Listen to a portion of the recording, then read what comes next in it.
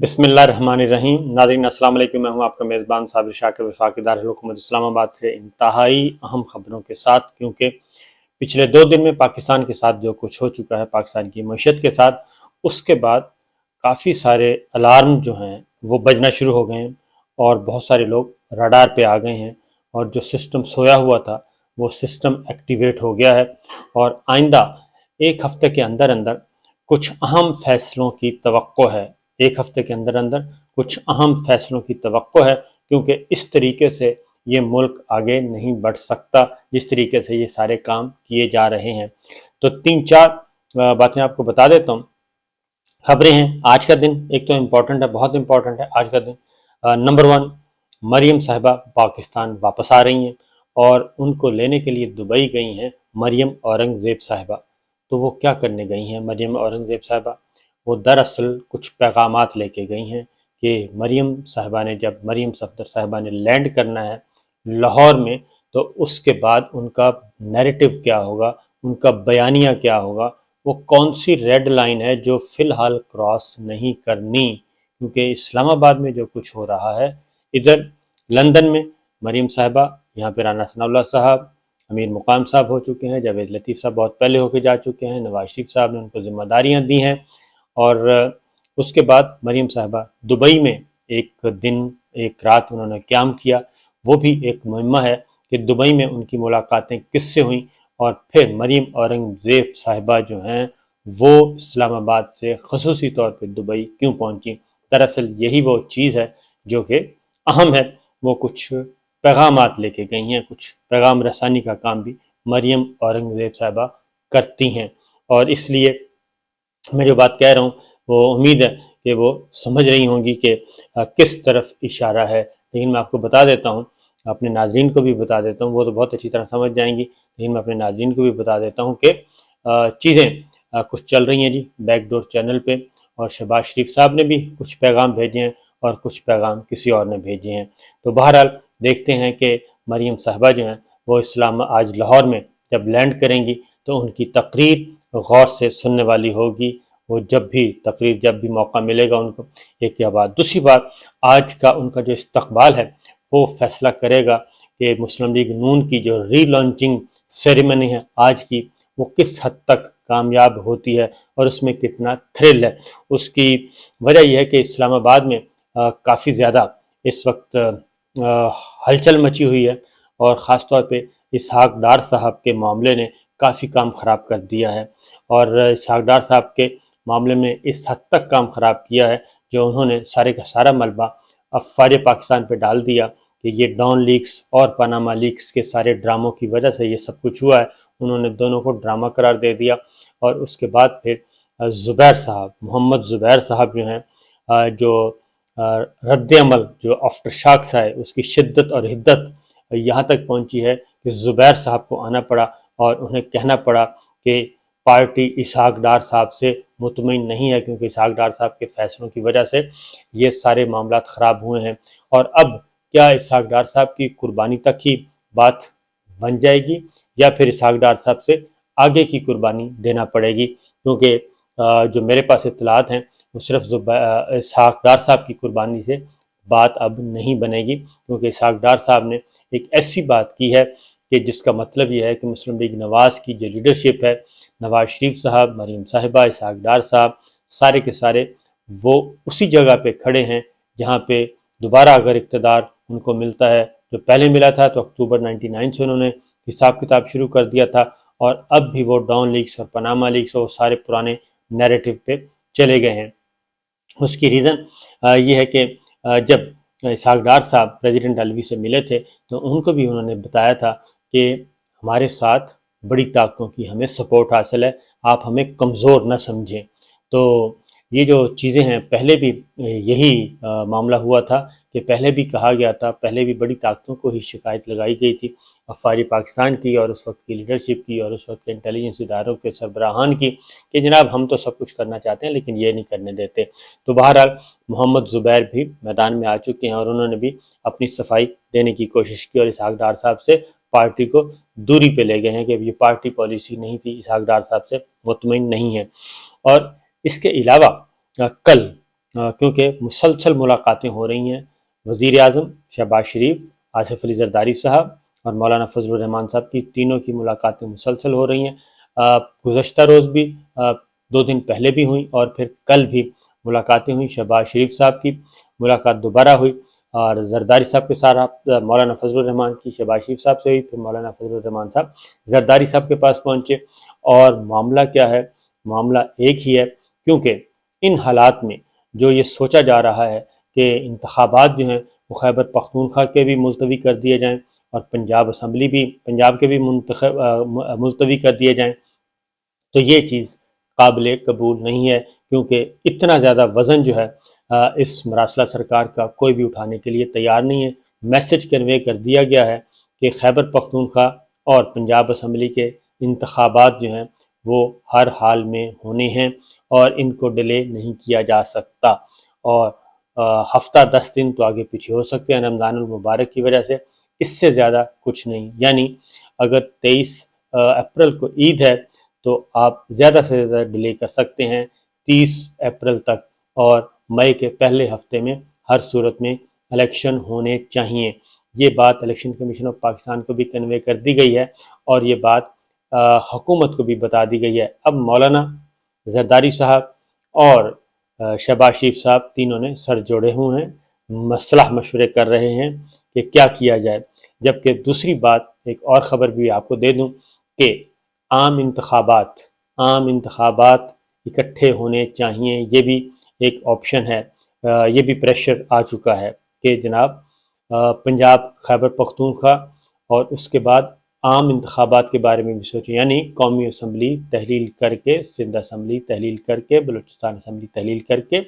तमाम इंतखाबात एक साथ किए जाएँ, क्योंकि इलेक्शन कमीशन ऑफ पाकिस्तान एक तरफ कह रहा है कि वो तैयार है इलेक्शन के लिए और हुकूमत कहती है कि हम डिजिटल मरदमशुमारी पे जाएंगे। तो डिजिटल मरदमशुमारी पे अगर ज़मीनी इलेक्शन हो सकता है, पंजाब का इलेक्शन हो सकता है, खैबर पख्तूनख्वा को हो सकता है, तो फिर डिजिटल मरदमशुमारी कहाँ से आई? तो जो आइन में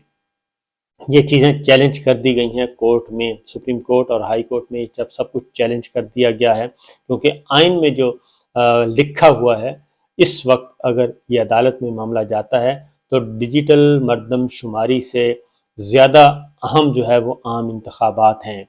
आम इंतखाबात होने हैं, डिजिटल मरदमशुमारी अगर इलेक्शन आ गए और कोई एमरजेंसी भी नहीं है और मामूल के मुताबिक सब कुछ हो रहा है, तो ऐसी सूरत में इंतखाबात को डिले नहीं किया जा सकता।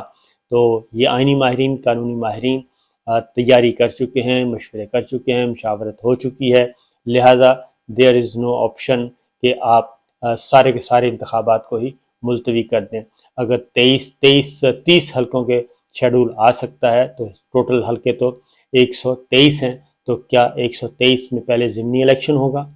और उसके बाद फिर जनरल इलेक्शन बाद में करवाया जाएगा, यानी कि 123 हलकों पे फिर दोबारा इलेक्शन होगा, सिर्फ उसके इनेकाद के 3 महीने के बाद, 4 महीने के बाद, क्योंकि अगस्त में तो पार्लियामान अपनी मुद्दत पूरी कर रही है और 16 मार्च को पहले 30 हलकों का दिया गया। इसका मतलब है 16 मार्च के बाद फिर अप्रैल में रमज़ान मुबारक है, फिर अप्रैल मई में बाकी होंगे, फिर जून में होंगे। तो क्या ये हर महीने, हर अगले 3 महीने पाकिस्तान जो है वो इलेक्शन खेलता रहेगा? और 47 बिलियन का एस्टीमेट था, तो वो बढ़कर हो जाएगा कोई 70 अरब रुपए के करीब, जबकि हम एक एक रुपए को तरस रहे हैं। तो इसलिए ये भी एक अहम डेवलपमेंट हो रही है। सर जोड़े हुए हैं, आम इंतखाबात के अलावा कोई और नहीं है। ख्वाहिशात अपनी जगह, कोशिश अपनी जगह, लेकिन इससे ज़्यादा कुछ नहीं, क्योंकि उसकी वजह यह है कि दूसरा, इमरान खान साहब को गिरफ़्तार करने का प्रोग्राम, क्या इमरान खान साहब को गिरफ़्तार किया जा सकता है? अभी तक ऐसा कोई मुकदमा नहीं है। गिरफ़्तार करने के बाद क्या सिचुएशन को संभाला जा सकता है? क्योंकि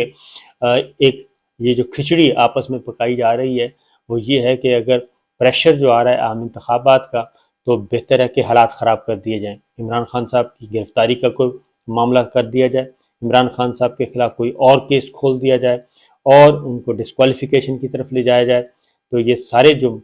ऑप्शंस हैं, ये इनका बड़ा गौर से सोचा गया, लेकिन समझदार लोगों ने बताया है कि इमरान खान के ख़िलाफ़ اس وقت جو بھی آپ قدم اٹھائیں گے وہ عمران خان کو وہ پہلے سے زیادہ مضبوط کر دے گا،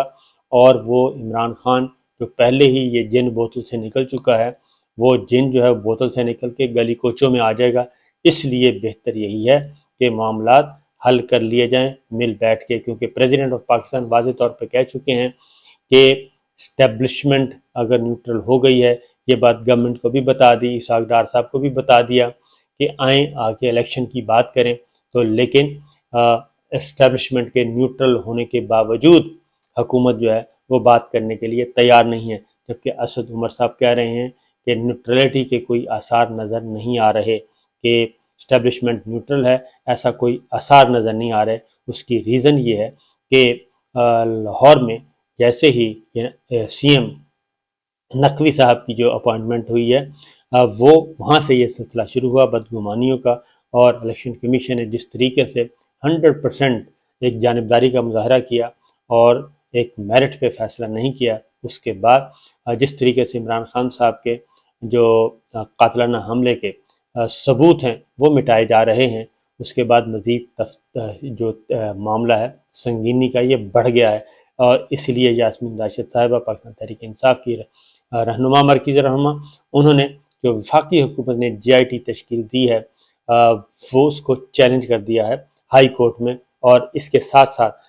عدلیہ بھی اب آہستہ آہستہ اگریسو ہوتی جا رہی ہے، اور عدلیہ بھی ایکٹیو ہو رہی ہے، کیونکہ ایڈوکیٹ جنرل پنجاب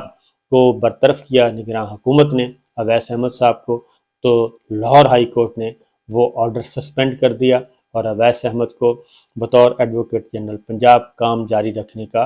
حکم دیا۔ تو اس سے بھی یہ چیزیں آہستہ آہستہ نکل رہی ہیں، آگے بڑھ رہی ہیں۔ اس کے علاوہ جو معاملہ ہے مفتاح اسماعیل جو ہیں وہ میدان میں آ چکے ہیں۔ اسحاق ڈار صاحب نے جو کچھ کل بیان کیا، اسحاق ڈار صاحب کے معاملے نے بہت زیادہ معاملات خراب کیے ہوئے ہیں، کیونکہ اسحاق ڈار صاحب نے کہا اب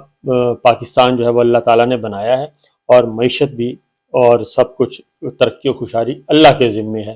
تو بہت سارے کام جو ہیں وہ اللہ تعالیٰ خود نہیں آ کے کرتے بلکہ اپنے انسانوں کے ذریعے کرواتے ہیں۔ تو اسحاق ڈار صاحب اب اللہ کے ذمے سارے معاملات ڈالنے والے ہیں، تو اس لیے کیونکہ ان کا ایک پوری ایک ہسٹری ہے، اور حدیبیہ پیپر مل سے لے کے تو آج تک، اور اسحاق ڈان لیکس میں، اور اس کے بعد جب کالعدم تنظیموں کی بات کی گئی ان کو، تو وہ ایک ہسٹری ہے اسحاق ڈار صاحب کی، تو وہ ہسٹری دوبارہ جو ہے وہ سارے کے سارے صفحے دوبارہ کھلنے والے ہیں۔ بہرحال اب دیکھتے ہیں کہ یہ ساری چیزیں کیا چل رہی ہیں، کیونکہ ہے معاملہ سنجیدہ ہے، اتنا نارمل نہیں ہے۔ ایک ہفتہ اسی لیے میں کہہ رہا ہوں کہ کافی اہم ہے، اور ایک ہفتے کے اندر کافی فیصلے ہونے ہیں۔ عام انتخابات نمبر 1، عام انتخابات نمبر 2، خیبر پختونخوا اور پنجاب اسمبلی کے انتخابات، اور پھر یہ جو ضمنی الیکشن کا ڈرامہ رچایا ہوا ہے یہ، اور عمران خان صاحب کو جو گرفتار کرنے کے منصوبے بنائے جا رہے ہیں، یہ ساری چیزوں کو دیکھنا ہے۔ آج کا دن اہم ہے۔ مریم صاحبہ کا استقبال دیکھنا ہے کس طریقے سے ہوتا ہے، کتنے لوگ آتے ہیں۔ مریم اورنگزیب صاحبہ جو میسج کنوے کرتی ہیں کریں گی، کیا اس پہ عمل درآمد ہوگا یا نہیں ہوگا، یہ بھی سوچنے کی بات ہے، کیونکہ مریم صاحبہ وہاں سے جب آ رہی ہیں، یعنی کہ مریم نواز صاحبہ لندن سے جب روانہ ہوئی ہیں تو بھرپور تیاری کے ساتھ گئی ہیں، اور